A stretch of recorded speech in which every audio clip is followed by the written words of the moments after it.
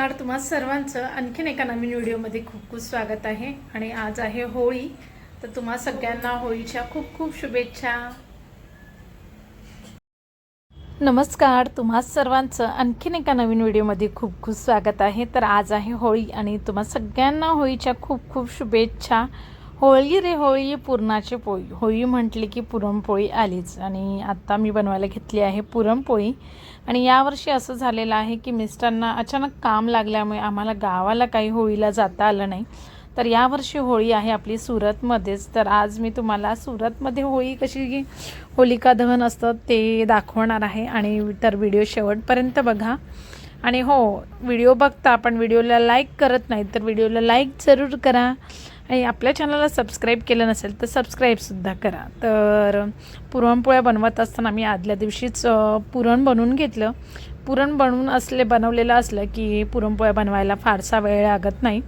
तर इथे अर्धा किलोच्या प्रमाणात मी डाळ भिजत घातलेली आणि पुरण बनवून घेतलेलं.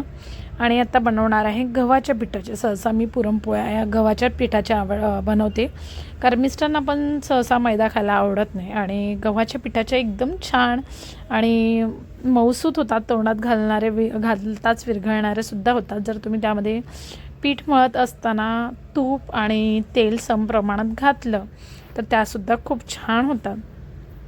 आणि यावर्षी असं आहे की आम्ही दरवर्षी सहसा गावाला जातोच, यावर्षी जायला मिळत नाही. आणि आमच्या गावाला अशी पद्धत आहे की होळीची पूजा या स्त्रिया करत नसून पुरुष करतात. म्हणजे ताट वगैरे काही स्त्रिया घेऊन जातात, पण होळीच्या इथे जर बघितलं तर पूजा करण्याचा मान हा पुरुषांना असतो, स्त्रिया मात्र पूजा करत नाही. आणि इकडे सुरतला मात्र वेगळं आहे की सुरतला संपूर्ण होळीची जी पूजा आहे त्या स्त्रियाच करतात. आणि पंडितसुद्धा येतात की ते मंत्रोच्चार करत असताना आणि त्या पद्धतीने पूजा करायची असते. माझी सुरतमधल्या होळीची दुसरी वेळ आहे, कारण लुईश लहान असतानासुद्धा आम्हाला गावी जायला जमलेलं नव्हतं, तेव्हासुद्धा होळीला गेलो नव्हतो. आणि पण मिस करतो आहे, कारण गावच्या होळीला रात्री मस्त मॅच वगैरे असतात. माझ्यापेक्षा मिस्टर जास्त मिस करत असतील, कारण तिकडे सगळेजणं मस्त एन्जॉय करतात, रात्री मॅच वगैरे असतात. आणि यावर्षी ते जायला मिळालं नाही कामानिमित्त. तर असो, तर यावर्षी मी तुम्हाला इथली होळी दाखवते. इथली पण होळी बघून घ्या. आणि तर इथे पुरणपोळ्या बनवायला घेतलेल्या आहेत. अर्ध्या पुरणपोळ्या बनवून घेते आणि अर्ध्या आल्यावर बनवणार आहे, कारण इथे 7 वाजताच होलिका दहन होतं. आणि बाहेर गेल्यामुळे आम्हाला थोडा उशीर झाला यायला, आणि त्यामुळे माझ्या पुरणपोळ्या अर्ध्या बनवायच्या राहिल्या, तर त्या आल्यावर बनवूया. तर चला मग आता सगळ्यात आधी घरातल्या देवांना नैवेद्य दाखवून घेते. आणि पुरणपोळीचा नैवेद्य आपण आता होळीलाही दाखवून घेऊया. इथे सहसा कोणी पुरणपोळ्या बनवत नाही, जे महाराष्ट्रीयन असतील तेच बनवतात. तर थोडी पद्धत वेगळी आहे आणि ती तुम्हाला व्हिडिओमध्ये बघायला मिळेलच कशी करतात हे. तर अशा ह्या पुरणपोळ्या बनवल्याने एकदम छान झालेल्या पुरणपोळ्या, फुटल्या वगैरे नाही.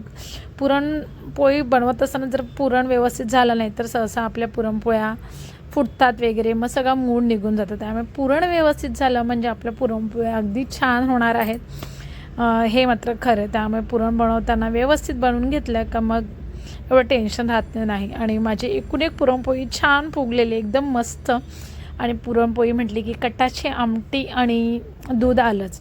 मला सहसा कटाची आमटी बरं एवढी पुरणपोळी खायला आवडत नाही, मात्र माझ्या मिस्टरांना आवडते, नाहीतर त्यांना दुधाबरोबर आवडते. आणि मला कशी आवडते माहिती आहे, मला असं भरपूर तूप घालायचं आहे की अक्षरशः तूप असं खाली ओंघळलं पाहिजे, इतकं तूप बाहेर आलं पाहिजे. आणि गरमागरम अशी तव्यावरनं काढलेली पुरणपोळी मला खूप आवडते. म्हणजे शिळी पण आवडते, पण गरमागरम पुरणपोळी खायची जी मजा आहे आणि त्यावर भरपूर तूप, ती काही वेगळीच.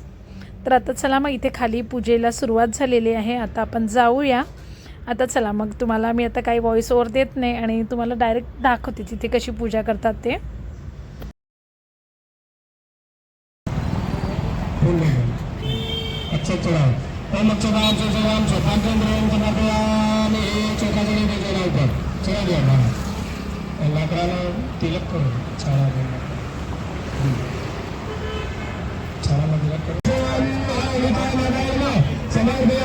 बस खाली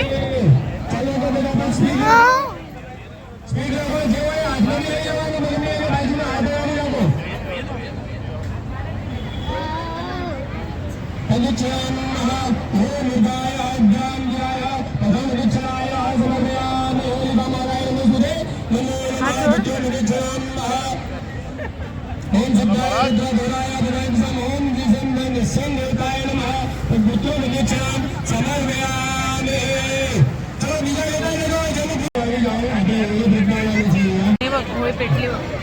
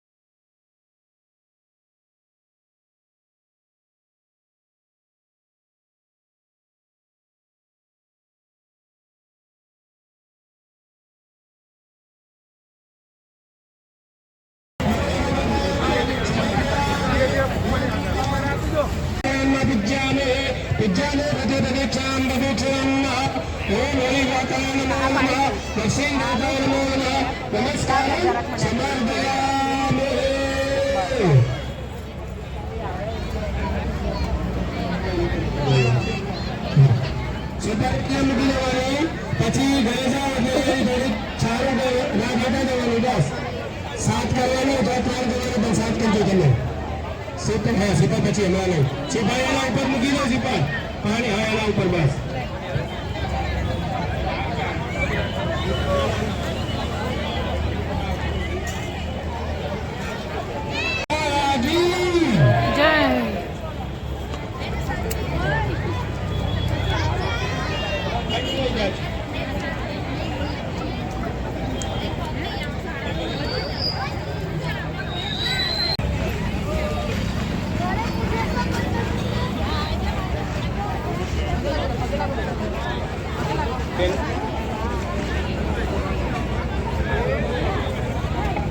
तुम्हाला 6 प्रदक्षिणा करता नाही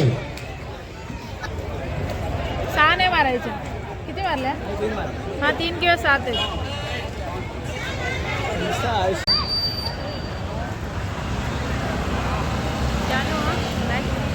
अरे हॅपी होली